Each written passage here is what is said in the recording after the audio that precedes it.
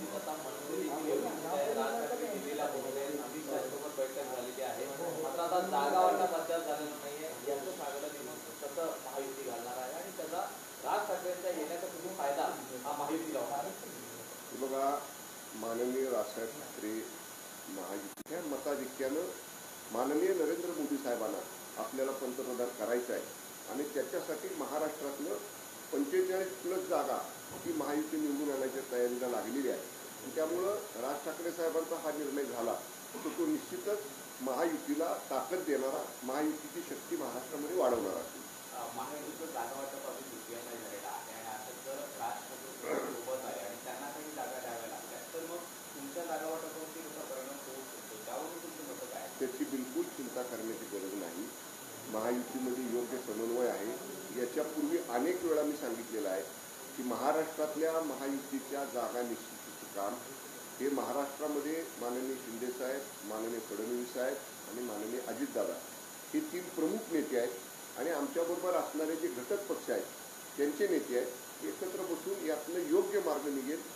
एखादा नवीन मित्रपक्ष जर महायुतीमध्ये येत असला तर निश्चितच जे हे 3 जण ठरवतील त्यांना जागा किती द्यायच्या, कुठल्या द्यायच्या, ही 3 जण एकत्र बसून त्याच्यावर निर्णय घेतील आणि यामध्ये माननीय मोदी साहेबांना 3ऱ्या वेळी मोठ्या मताधिक्यानं महाराष्ट्रातले खासदार त्यांच्या पाठीमागे उभे राहिले पाहिजेत. याच्यासाठी निश्चित समन्वयातनं, चर्चेतनं योग्य जागा वाटप महाराष्ट्रातलं होईल.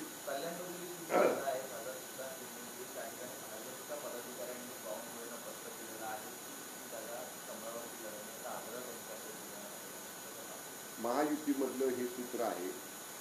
मागच्या निवडणुकीला ज्या जागा ज्या पक्षानं ज्या चिन्हावरती लढल्या त्या जागा त्या पक्षानं त्या चिन्हावरती लढाव्यात हे सर्वसाधारण सूत्र आहे. एखाद्या पक्षानं मागणी करणं म्हणजे काही निर्णय झाला असं नाही.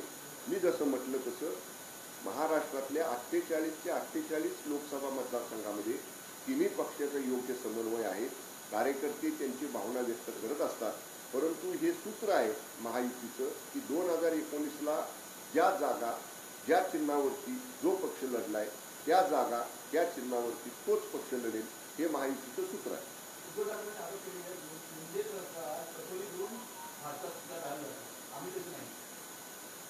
मग तुम्ही कशासाठी गेला होता म्हणून दिल्लीला महाविकास आघाडी करताना? तुम्ही महाविकास आघाडी करतानाचे तुमचे फोटो सोशल मीडियावर आज सुद्धा आहेत की काँग्रेसच्या दिल्लीतल्या मोठ्या नेत्यांना तुम्ही भेटला आणि ते काय घेऊन गेला होता? मुख्यमंत्रीपद मागायलाच गेला होता ना.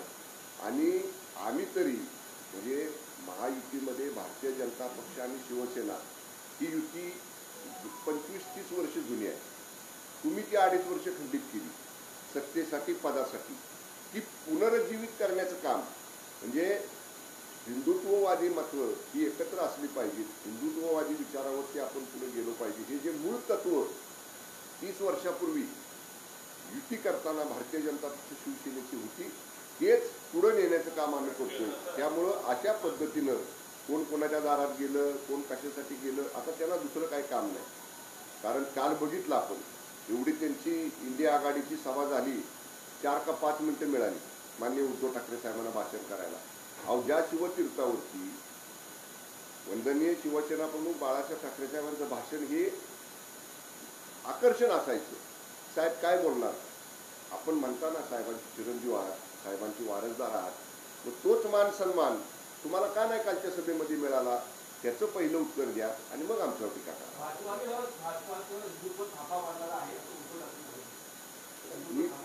मी म्हटलं ना तुम्हाला, त्यांना आरोप करण्याव्यतिरिक्त आता त्यांच्या हातात काही दुसरं राहिलेलं नाही. आणि ते शिंदे साहेबांचे एकच आदेश आहे की त्यांनी किती आरोप केले तरी चांगल्या कामातनं आपण त्याला उत्तर द्यायचे. त्यांच्या सगळ्या आरोपांना महाराष्ट्रातल्या लोकसभा निवडणुकीच्या निकालानंतर 45+ एवढं सुद्धा साधं 4 टर्म खासदार आम्ही आहे म्हणून 3-4 लाख लोकांच्यातनं निवडून येणं लोकसभेत ते आता ते बघा, त्यांना त्यांचं कामच आहे ना. माननीय उद्धव ठाकरे साहेबांना चांगलं वाटेल, बरं वाटेल अधिक्यानं पंतप्रधान करण्यासाठी जे जे पक्ष समवेत येत असतील, सोबत येत असतील, ज्यांची विचारधारा एक आहे, त्यांना जर आम्ही एकत्र घेतलं किंवा ते आम्ही सगळे जर एकत्र आलो तर मग ते कोणावर जास्त नाव चर्चेत आहे ते लवकरच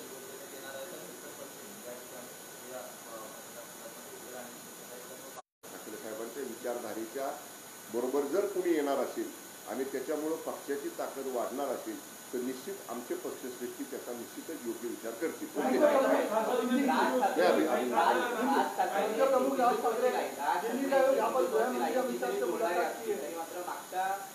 भरातली जर काही आमची स्टेटमेंट बघितली तर आम्ही तेच म्हणत होतो की महाविकास आघाडीमध्ये माननीय बाळासाहेब आंबेडकर साहेबांचा योग्य सन्मान योग्य मान राखला जात नाही. मागे एक दोनदा आंबेडकर साहेब म्हणाले होते की साधं बैठक महाविकास आघाडीची पुढे ढकललेली आम्हाला निरोप सुद्धा देत नाही. त्यामुळं त्याने आता हे योग्य सांगितलं की माझा शिवसेनेवरती आणि राष्ट्रवादी काँग्रेसवरती विश्वास नाही. हे त्यांना आलेल्या अनुभवावरनं ते बोललेले आहेत. निश्चितच ह्या सगळ्या गोष्टी आता हळूहळू पुढे येतील. ओके, धन्यवाद. धन्यवाद. अगर मालपुर शामिल होते हैं मनसे राजनीति में कितना फायदा हो सकता है? देखिए, मनसे की विचारधारा ही हिंदुत्व की विचारधारा है और मनसे का पहले से ही वंदनीय शिवसेना प्रमुख हिंदू हृदय सम्राट स्वर्गीय बालासाहेब ठाकरे साहब के विचारों पर चलने वाला वो पक्ष है. अगर मोदी जी को तीसरी बार भारी बहुमत से प्रधानमंत्री करने के लिए ऐसे पक्ष हमारे साथ आते हैं तो जरूर दिल्ली का केंद्रीय नेतृत्व इसके बारे में डिसीजन लेगा. अगर वो आते हैं साथ में तो महायुति की शक्ति महाराष्ट्र में बढ़ेगी और महायुति को महाराष्ट्र में इसके वजह से बहुत अच्छा ताकत मिलेगा. प्रकाश आंबेडकर जी ने लेटर लिखा है जिससे बताया गया कि नाराज दिखाया उन्होंने शरद पवार को उद्धव ठाकरे ने नाराजगी दिखाई वही कांग्रेस को समर्थन किया. देखिए, माननीय प्रकाश आंबेडकर साहब का बहुत पहले से ये कहना था और हम लोग भी कह रहे थे कि योग्य मान सम्मान माननीय प्रकाश आंबेडकर साहब को महाविकास आघाड़ी में नहीं मिल रहा है. और आज लेटर देके उन्होंने ये कह दिया है कि उनका राष्ट्रवादी कांग्रेस पर और उबाटा गठ पर उनका भरोसा नहीं है. ये उनका अनुभव आया है पिछले 2-3-4 महीनों का और आगे ऐसी ही बातें सामने आएगी. जिनको योग्य मान सम्मान नहीं मिलता है, जिनको योग्य तरह से साथ में नहीं लिया जाता है, ऐसे नाराज लोग जरूर महाविकास आघाड़ी को सबक सिखाएंगे. अभी तो बहुत टाइम है. अभी तो इलेक्शन का खाली प्रोग्राम अनाउंस हुआ है. 5 फेज में महाराष्ट्र में इलेक्शन होने वाला है. जब भी नॉमिनेशन फॉर्म्स भरने शुरू हो जाते हैं उसके पहले सीट शेयरिंग का डिसीजन लिया जाता है. लेकिन जल्दी ही महाराष्ट्र की महायुति का सीट शेयरिंग का डिसीजन हमारे जो 3 महाराष्ट्र के मुख्य नेता है माननीय शिंदे साहब, माननीय फडणवीस साहब और माननीय अजित दादा जी, ये तीनों साथ में बैठ के इसके ऊपर जरूर योग्य निर्णय लेंगे. धन्यवाद.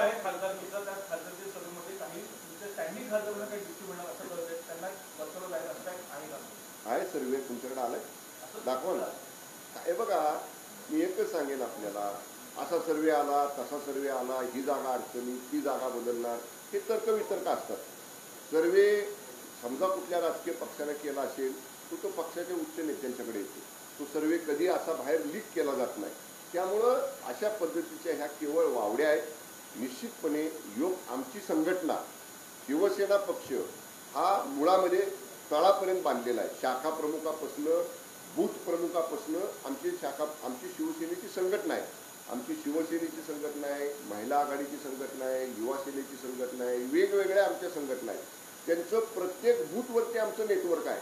सर्वे जरी कुणी केला तरी आमच्याकडे जो आम्हाला फीडबॅक आमच्या संघटनेच्या खालच्या कार्यकर्त्यांचे, गाव पातळीवर काम करणारे, बूथ पातळीवर काम करणारे कार्यकर्त्यांकडे येतो, तो खरा महत्त्वाचा असतो. त्यामुळं आमचे नेते, मुख्य नेते माननीय एकनाथजी शिंदे साहेब पक्ष संघटनेतल्या सगळ्या पदाधिकाऱ्यांचा विचार घेऊन त्यांच्याशी चर्चा त्यांची बऱ्याच ठिकाणी झालेली आहे, काही चर्चा सुरू आहे. योग्य निर्णय शिवसेनेमध्ये होईल आणि योग्य सन्मान सीट शेअरिंगमध्ये, जागा वाटपामध्ये शिवसेनेचा राखला जाईल एवढा मला विश्वास आहे. ओके, धन्यवाद. चला.